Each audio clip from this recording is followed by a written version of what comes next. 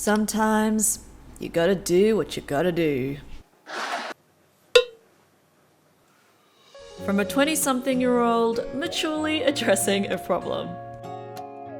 Let me set the scene for you. Fashion YouTubers, they have a lot of clothes. More than they probably need, which already sets a pretty accurate stage. But in 2023, I went on a much needed hiatus from fashion YouTubing to get my head straight, which I did. And funnily enough, I didn't even wear half of these clothes. So I'm cutting all the crap. See, what do you actually need? I'm gonna go through everything I own, binding and purging, whatever I didn't touch last year, so that you and I can get to the bottom of why we buy things that we don't even wear. And hopefully give you some tips so that we can avoid that. Save more of your hard-earned cash and invest in things you will actually wear. I'm hoping some of these clothes that I loved halfway across the world to Australia will actually pique someone's interest here. Some are probably a little bit unique, and others just a little whack. Those ones will go to charity. Sorry, charity. This I will just keep. But hi, I'm Kyoko's Closet. Welcome to my channel. I'm really happy and ready to be back. So let's get to it. I can't forget this, but clothing is practical. Walking upstairs is like, there is not one place in Australia where wearing this would make sense. It's just so tricky because it's just a lot. It's weird. A lot of things impact the way you dress. For example, since moving to Australia and no longer living in LA, my clothing needs and styles have shifted a lot. I was curious. Living in LA, everything is on steroids. Everyone is glowing. Wearing something loud was normal, but in Australia, it's a bit much. Success. I mean, you can fight it and say, this is me, but the reality and you shift too. No, that is not a look. Maybe similar to why you will buy something while you're on holiday, came home, never wore it again. Like, it's a cute color, but haven't quite reached my coffee era, so that's it. Probably think it's a whack. So depending on how often you go out or how many places there are for you to actually wear this level of fit may also determine whether you're buying clothes that just aren't gonna be worn. Where would you wear this? I have nowhere to wear this. Dinner? I really like this, but you just can't wear it casually. And sometimes you are just doing completely different activities, or you quit your activities, and something like this no longer works.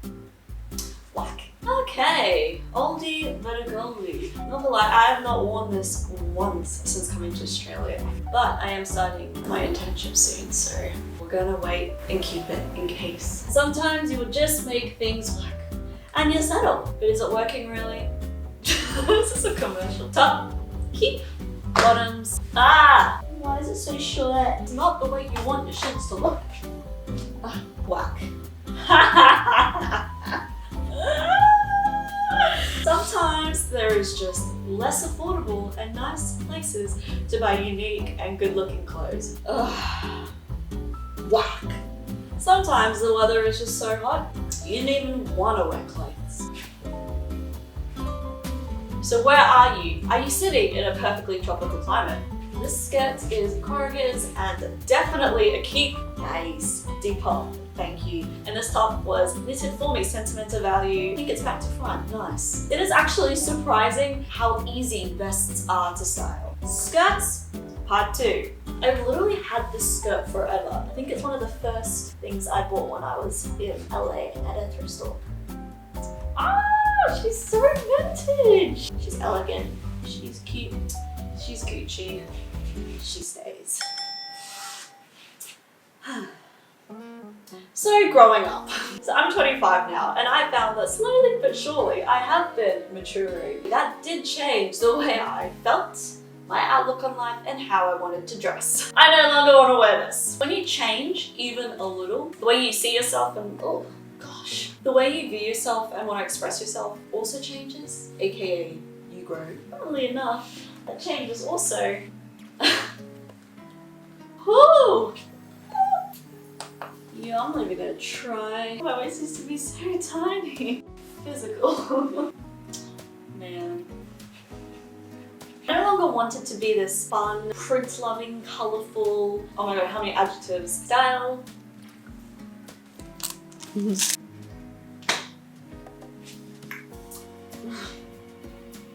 Oh, okay.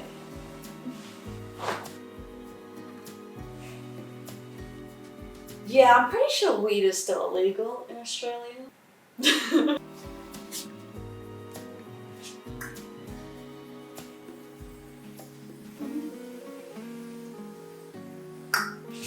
These pens used to bring me so much joy.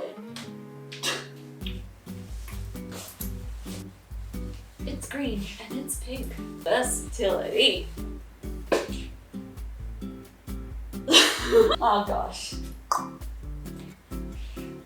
Part 2. I still remember these pink pants were literally the way I got my first 1,000 views on my YouTube channel video. The most amazing thing ever, so amazing that I did a video twice and I bought 2 pink pairs of pants.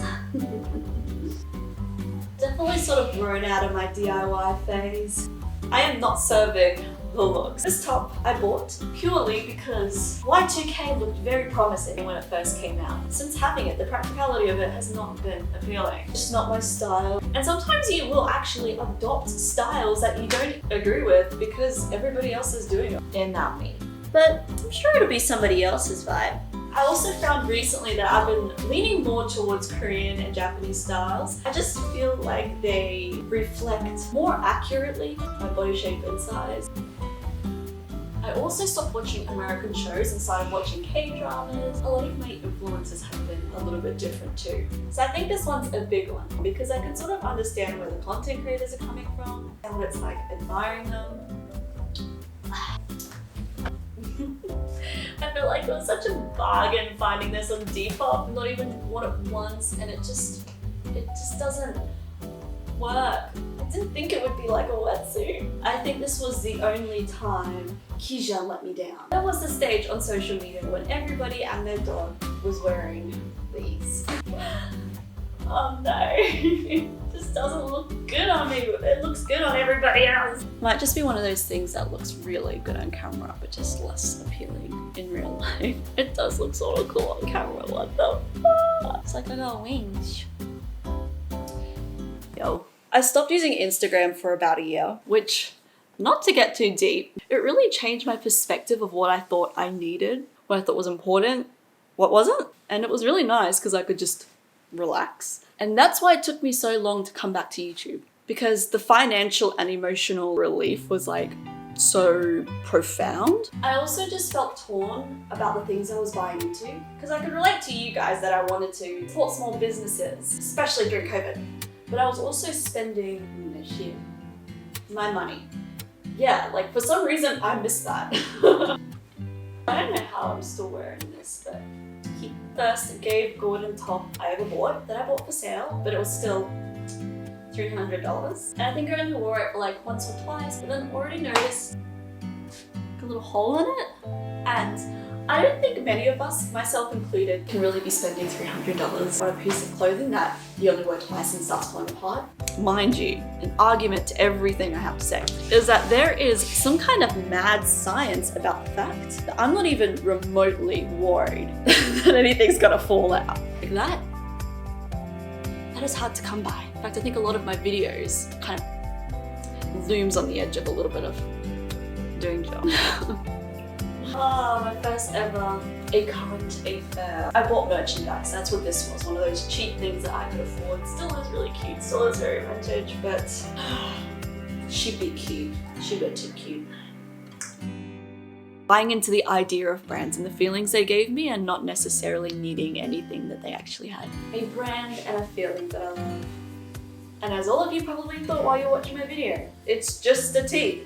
Yes. It's just a tee. Now we're at rock climbing.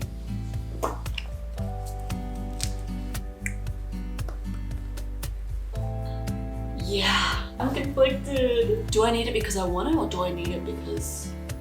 Do I need it because I want it, or do I want it because These are hard questions. What I want probably isn't an actual piece of clothing, but it's easy to get confused when you don't think too deeply about it at all. And without being on Instagram enough time to actually fall in love with brands, I probably won't be buying anything unless I decide first that I want it or need it. Very practical. But also, your priorities just change. I was sick of looming on the edge of broke just so that I could maintain my lifestyle. Some things that you just feel like are normal because of social media but just aren't. I'm not saying anything new here. And it's not something to feel sad about. I just brought it up in this video because I think it's a good thing to think about and just recognize from time to time. What better time than the beginning of the year doing a closet clean out? I'm cleaning out my brains. And yeah, take control back, you know?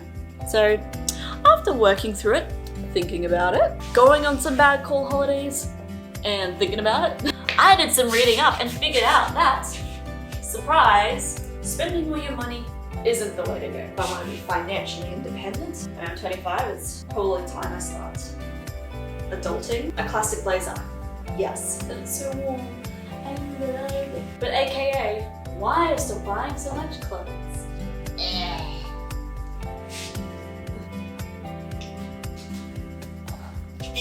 This one will probably last the test of time. I will wear it in a field. I will wear it in the city. I do not care. I will fucking wear it to bed. Still happy. I still love clothes forever, but I recommend doing a little questioning whether the things you are actually buying into is something that aligns with your goals and your values. And if not, then reroute this 2024. This is always a struggle.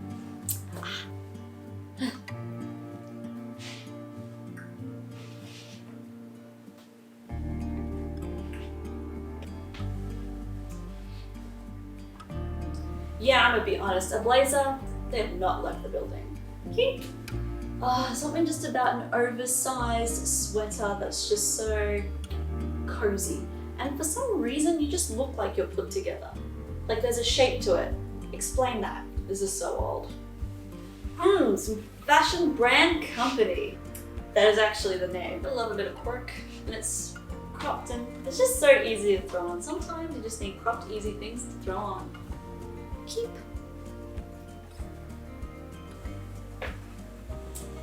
Yes. Woo! Yeah. Black and white suit set. Yes. I like that it's pretty casual if it's just denim, but then also, wow, chicka wow. God. Now she's colorful. Keep. So much fun. Do I still love this? I don't. I'm gonna be 100% honest with you guys. Do I still wear it? Yes. This is also another influencer purchase. Korea woman. The amount of times here, people look at it and they laugh. They're like, ooh, Korea woman. And I'm like, please stop. That's cringe. But no, I'm cringe. Yeah. Australians do have a very specific sense of humor. And I'm always on the joke end of it. Anyway, I'm just gonna call it manifestation. But hit me. Anybody else clean their closet, changing their values, or just still trying to figure it out? Yeah, same. I've been there. Yeah. Let go. You'll get there. We'll get there. Ace. Woohoo! This is what survived the test of time, which for a fashion industry that has 52 micro seasons through the year would equate to my 4 years since I started this channel, pre-COVID in 2019. A lot of maths. It has seen many seasons. I won't lie though, this is a lot of clothes. Some I kept around for sentimental value, others I wear for occasions that don't happen very often, but I feel proud of this small collection of clothes now. And that's me, what's left of Kyoko's closet. I can promise you as a ex-maximalist that it can be done. And that I did, with happiness, wear a pretty proud yet small collection of clothes last year. But what now? For those interested of what happens to a fashion YouTube channel when they finally decide they're happy and have enough clothes. So I'm studying interior architecture and design at the moment. I want to make more of that kind of content. After 2 years, I feel like I've learned lots of tricks that I think would be very useful to you, and everybody has a home. I hope you will stick around for it. We will be keeping it sustainable, affordable, and super cozy on this channel. I'm keen at 2024.